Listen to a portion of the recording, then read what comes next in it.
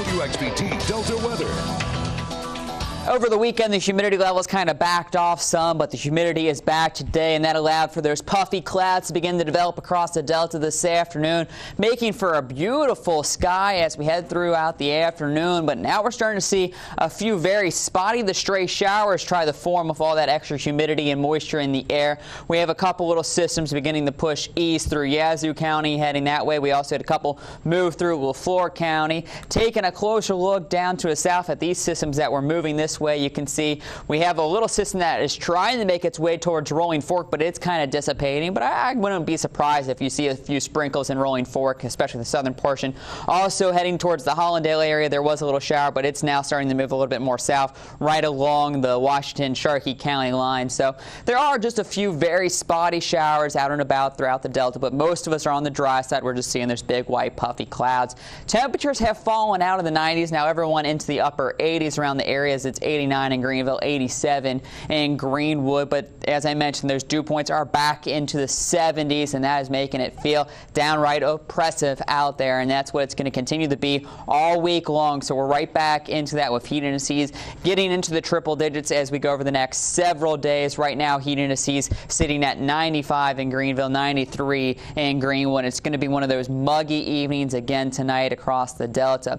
The other big story over the weekend was Tropical Storm Danielle formed in the Gulf of Mexico. You can see Mississippi's right here. This is well down in the southern portions of the Gulf, and it is actually heading to the west going towards Mexico. Right now, winds at 46 miles an hour, so that puts it right a little bit in the mid-level for a tropical storm. And as we go through the rest of this evening, it will make landfall here in the next couple hours and then kind of die out, turning into just a little depression. It's going to stay down there.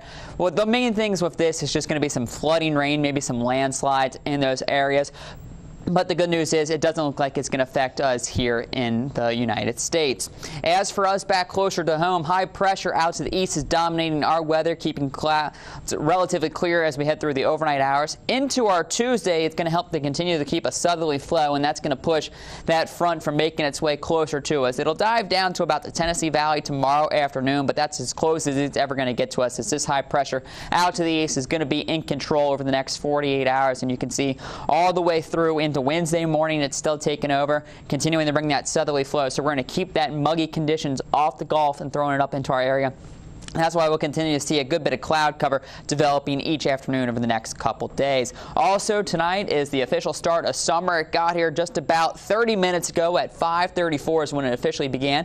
Today is the longest day of the year with 14 hours and 23 minutes of daylight. So we still have a good 2 hours of daylight to go here in the Delta. And also this evening we have a full moon happening on the solstice. That's the first time in 70 years those two have kind of lined up on the same evening. Temperatures as we fall tonight with clear skies will get into the lower 70s, so pretty close to averages as we should be right around 69 degrees, but it's going to be another one of those sticky evenings. Then tomorrow we'll make it back into the lower 90s across the entire region. Partly cloudy skies, the mostly sunny throughout most of the region. Then as we head in through the rest of the week, more sunshine, as you can see for our Wednesday and Thursday temperatures slowly starting to climb from 93 to 94 degrees.